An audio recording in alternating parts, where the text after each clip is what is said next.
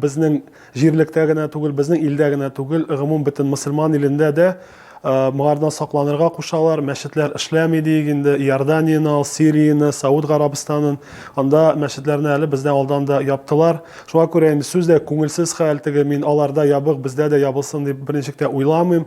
Ләкин инде безгә дә килгән икән, бездә дә таралган икән, безгә дә сакланырга кирәк, чөнки Пәйгамбәрбез Мөхәммәд Мустафа саллаллаһу алейхи ва саллям сакланган төрле хәдисләр бар. Һәм инде bir кашанда мөселман кешесе белә торып, андый җиргә кермәгән, бармаган.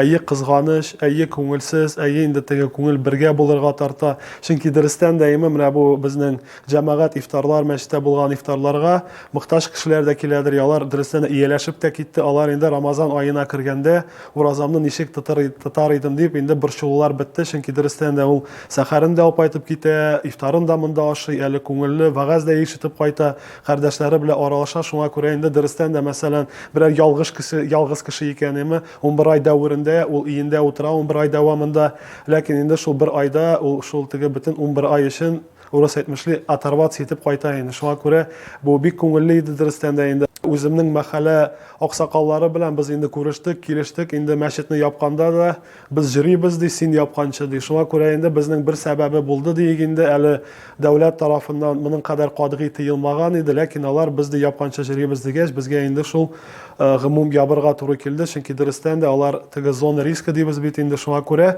хәзер инде күргән саен кашан ачабыз диеп йөриләр инде, ләкин инде барыбер сакланалар.